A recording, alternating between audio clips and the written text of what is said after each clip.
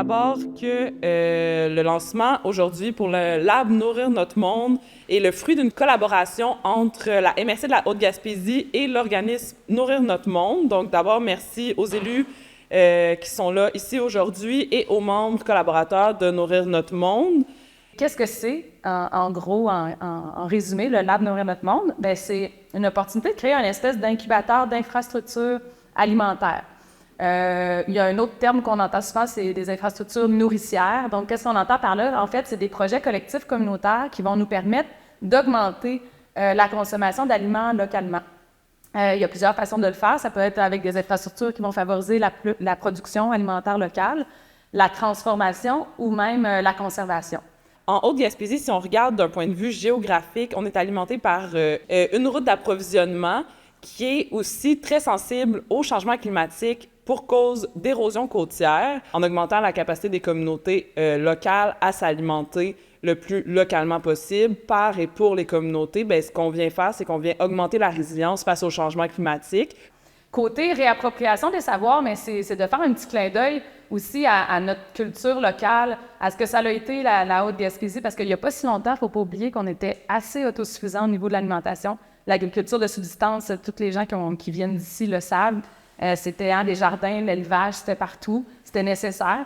Bien, comment on pourrait se réapproprier une partie de ces savoirs-là? Il y a toute une phase d'idéation, de rêver des projets, voir ce qu'on a envie de faire, puis nécessairement d'aller chercher la documentation pour, bien, sur quel terrain on ferait ça, tu sais, vraiment plancher des vaches. Est-ce qu'on a des ressources nécessaires dans notre municipalité, des terrains disponibles? Puis ensuite, bien, il y a toute la phase de mise en place. Fait que là, c'est vraiment aller corriver sur le terrain, avoir peut-être des contracteurs qui viennent construire des choses. Tu sais, les modes d'organisation, c'est à inventer aussi parce qu'on n'est plus autant collectif qu'on a déjà été. Puis c'est moins les familles, tu sais. On est dans une société beaucoup plus individualiste. Fait que c'est un peu ça aussi, tu sais. On a envie de ramener à du collectif, du communautaire, mais c'est pas nécessairement facile, mais c'est faisable, c'est nécessaire. On doit se remettre à s'organiser en gang, même si c'est plus long. Tranquillement, pas vite, ces habitudes-là sont reviennent. Puis, on continue encore à façonner ces nouvelles habitudes-là. En tout cas, on part pas de zéro, puis en même temps, c'est un des défis du lab. Il y aura des choses à développer à ce niveau-là. Oui, puis qu'avec les gens qui font déjà des initiatives, on espère que ces gens-là vont être assez motivés pour mener ça à terme. Mais ou en parlant des voisins pour que ce soit pas toujours les mêmes. C'est ça. Puis chercher du nouveau monde, un peu des recrues, mais tu sais, on voit l'engouement autour de l'alimentation, ça fait que c'est un sujet à la mode. Puis après ça, tu sais, peut-être encore plus quand on vit des situations comme la pandémie, je pense que ça remet un peu les horloges à bonne heure, là, si je peux me permettre. Ouais. Moi, ce qui me fait le plus plaisir aujourd'hui, c'est qu'on avait déjà discuté du projet, voilà, quelques semaines avec les jeunes du territoire. Bien, de voir des sourires, de voir des jeunes emballés, je pense que c'est notre plus belle récompense. Puis je pense qu'on vient de se donner, encore une fois, un outil pour être un milieu attractif, pour attirer des jeunes familles sur notre territoire. Alors, nous allons porter un toast, tous ensemble, au projet Lab Nourrir notre monde en Haute-Gaspésie, projet dont nous sommes extrêmement fiers.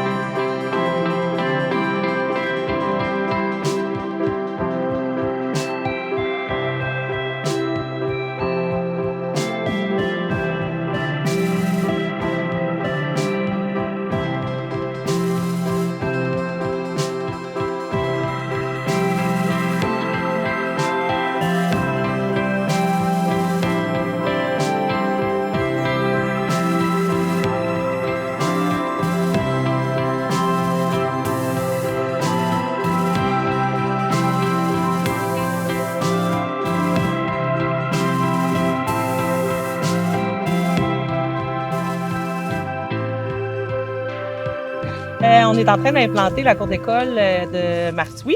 On va implanter une centaine d'arbres et arbustes fruitiers qui, au cours des prochaines décennies, vont devenir une forêt nourricière.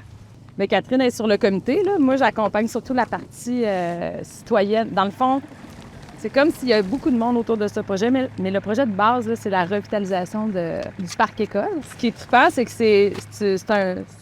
C'est un parc qui est scolaire, c'est la cour d'école des enfants, mais c'est un parc municipal en même temps. Fait que ça a fait que ça a assis pas mal de monde autour de la table quand même de votre comité. Hein? Oui, il y a autant du monde du comité des loisirs, du comité de développement, il y a des parents, il y a l'école. On avait le professeur, on avait la direction, on avait le CLD qui nous a accompagnés tout le long, Marie-Chantal. On avait engagé une chargée de projet, Camille Trudel. Je pense qu'une des clés de réussite là, de ce projet-là, c'est d'avoir une personne qui a été dédiée à ça. Puis l'aménagement paysagé comestible, c'est un des volets de ce projet-là. Fait que, tu sais, le projet de cours d'école, ça aurait pu être juste des modules, puis des sentiers, puis des classes extérieures.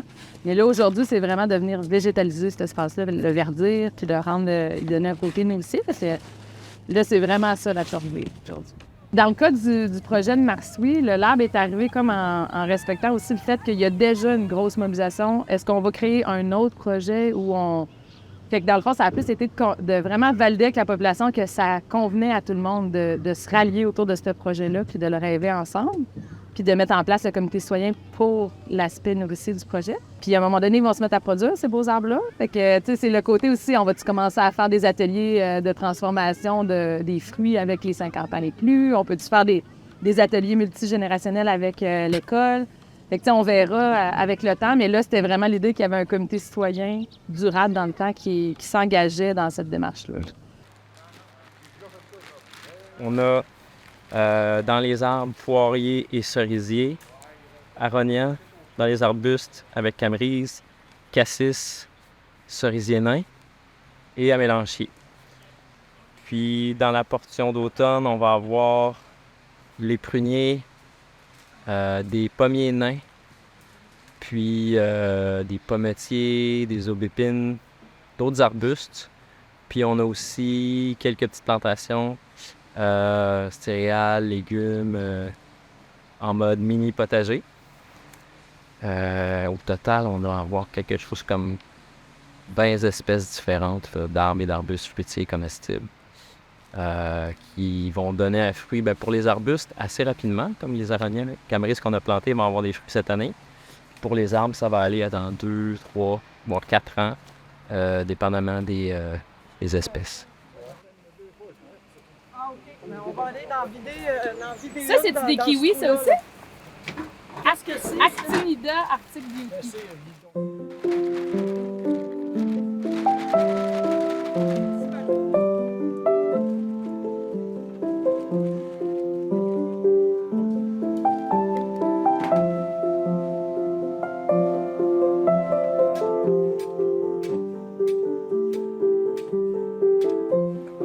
Je te dirais que je suis enchantée au-delà de toutes mes espérances pour la journée d'aujourd'hui. Les bénévoles ont bien répondu. On a eu au moins 13 personnes, 14 personnes en tout qui sont venues travailler. On peut parler d'un succès.